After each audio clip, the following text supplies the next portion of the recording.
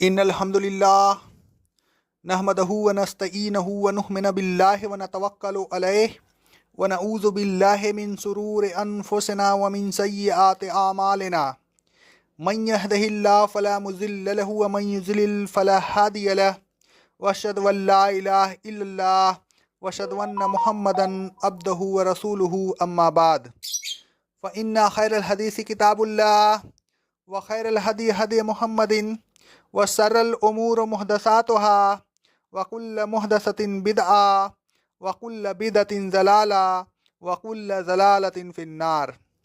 اللهم صل على محمد وعلى آل محمد كما صليت على إبراهيم وعلى آل إبراهيم إنك حميد مجيد. اللهم بارك على محمد وعلى آل محمد كما باركت على إبراهيم وعلى آل إبراهيم إنك حميد مجيد. اعوذ باللہ السميع العلیم من الشیطان الرجیم من حمزہ ونفخہ ونفثہ.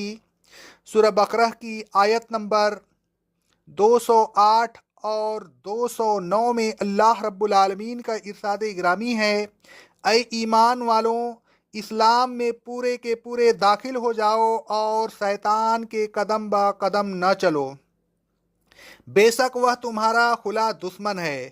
پھر اگر کھلے دلائل پہنچ جانے کے بعد تم راہ حق سے پھسل جاؤ تو اچھی طرح سمجھ لو کہ اللہ زبردست ہے، تم اس سے بچ کر کہیں نہیں جا سکتے، اور وہ حکیم بھی ہے، لہذا عذاب میں تاخیر اس کی حکمت پر مبنی ہے. اللہ تبارک و تعالیٰ فرماتا ہے کہ اسلام میں پورے کے پورے داخل ہو جاؤ، یعنی اسلام کے تمام احکام پر عمل کرو، اسلام کی تمام ممنوعات سے پرہیز کرو، اسلام کی بعض باتوں پر چلنا اور بعض کو چھوڑنا یہ ایمان والوں کا کام نہیں، یہ اہل کتاب کی خصلت ہے. اللہ تبارک و تعالیٰ فرماتا ہے سورہ بقرہ کی آیت نمبر 85 میں: اے اہل کتاب، پھر تم ہی ہو کہ آپس میں ایک دوسرے کو قتل کرتے ہو، اپنی قوم میں سے بہت سے لوگوں کو ان کے وطن سے نکال دیتے ہو، گناہ اور ظلم کے ساتھ ایک دوسرے کی مدد کرتے ہو، اور اگر وہ تمہارے پاس قید ہو کر آتے ہیں تو فدیہ دے کر انہیں چھڑاتے ہو. تم سمجھتے ہو کہ فدیہ دے کر نہ چھڑانا حرام ہے، حالانکہ ان کو ان کے ملک سے نکالنا بھی تو تم پر حرام تھا. ایک حرام کام سے پرہیز کرتے ہو اور دوسرے حرام کام کو کر گزرتے ہو، تو کیا تم کتاب الہی کے بعض احکام پر ایمان لاتے ہو اور بعض کا انکار کرتے ہو؟ خبردار ہو جاؤ، جو لوگ تم میں سے ایسا کام کریں گے ان کے لیے اور کوئی بدلہ نہیں سوائے اس کے کہ دنیا کی زندگی میں رسوائی نصیب ہوگی اور قیامت کے دن اس سے زیادہ سخت عذاب میں مبتلا کیا جائے گے. خبردار ہو جاؤ، جو عمل تم کر رہے ہو اللہ ان سے غافل نہیں ہے. مندرجہ بالا آیات میں اللہ تبارک و تعالیٰ نے بعض باتوں پر عمل نہ کرنے کو ان باتوں پر ایمان نہ لانے کے مترادف قرار دیا. جس چیز پر ایمان ہو پھر اس کے ساتھ وفاداری نہ ہو، اس سے محبت نہ ہو، اس پر عمل نہ کرے، اس کی تبلیغ نہ کرے، یہ ایمان کی شان نہیں. ایمان کی خصوصیت ہی یہ ہے کہ وہ اعمال صالح کی ترغیب دیتا ہے، اعمال صالح سے محبت پیدا کرتا ہے، اس پر عمل کرتا ہے اور ان کی تبلیغ پر ابھارتا ہے. جن لوگوں میں یہ شان پیدا نہیں ہوتی ان کا ایمان برائے نام ہی ایمان ہے. ایسے لوگوں کے لیے مندرجہ بالا آیات کے لحاظ سے دنیا میں رسوائی ہے اور آخرت میں عذاب عظیم ہے. اسلام عقائد، عبادات، امر انبیات، معاملات، معاشرات اور معاشرت، غرض یہ کہ زندگی کے ہر شعبے کے لیے ہدایات وہ قوانین کا ایک مجموعہ ہے۔ اسلام ایک مکمل ضابطہ حیات ہے۔ عقائد اور عبادات میں اسلام پر عمل کرنا اور معاشات یا معاشرت میں اسلام کو چھوڑ کر دوسرا راستہ اختیار کرنا یہ ایمان کے منافی ہے۔ جو لوگ ایسا کرتے ہیں وہ اسلام میں پورے داخل نہیں ہوتے۔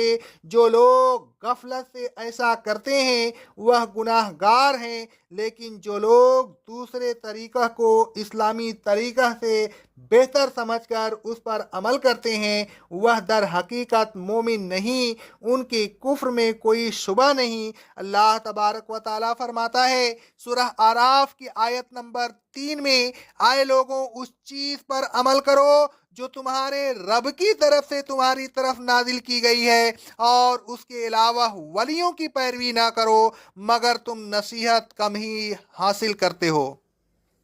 اللہ تبارک و تعالیٰ کا ارشاد گرامی ہے سورہ نساء کی آیت نمبر 115 میں، جو شخص ہدایت کے ظاہر ہو جانے کے بعد رسول کے خلاف چلتا ہے اور مومنین کے راستہ کے علاوہ دوسروں کے راستہ کی پیروی کرتا ہے تو ہم اسے ادھر ہی جانے دیں گے جدھر وہ اسلام کے منحرف ہو کر جا رہا ہے، اور اسے قیامت کے دن دوزخ میں داخل کریں گے اور وہ بہت بری جگہ ہے۔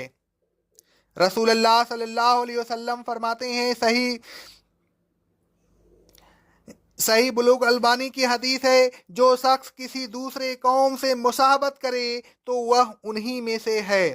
الغرض اسلام کے تمام احکام پر عمل کرنا ضروری ہے۔ جو شخص ایسا نہیں کرتا وہ گویا شیطان کے قدم با قدم چلتا ہے۔ اسی لیے اللہ تبارک و تعالیٰ نے فرمایا وَلَا تَتَّبِعُوا خطوات الشیطان، شیطان کے قدم با قدم نہ چلو۔ شیطان نے اللہ تبارک و تعالیٰ کی نافرمانی کی تھی، تم نافرمانی نہ کرو بلکہ اللہ تبارک و تعالیٰ کے احکام پر پوری طرح سے چلتے رہو۔ شیطان کے بہکائے میں نہ آؤ، وہ تمہارا کھلا دشمن ہے، اس کی دشمنی تم سے پوشیدہ نہیں ہے۔ اللہ تبارک و تعالیٰ کی نافرمانی کرنا گویا شیطان کی اطاعت کرنا ہے۔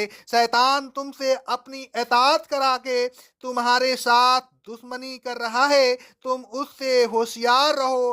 فَإِن زَلَلْتُم مِّن بَعْدِ مَا جَاءَتْكُمُ البینات، پھر کھلے دلائل واضح ہدایت کی موجودگی میں تم اللہ تبارک و تعالیٰ کی نافرمانی کرو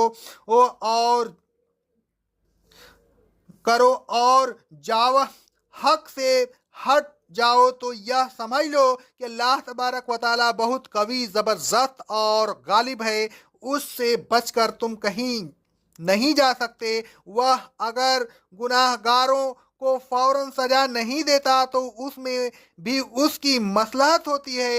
اس کے ہر کام حکمت کے ساتھ ہوتے ہیں۔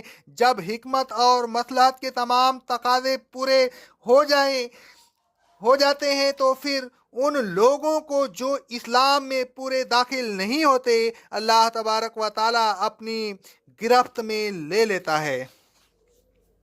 اقول قولی ھذا استغفر اللہ استغفر اللہ استغفر اللہ۔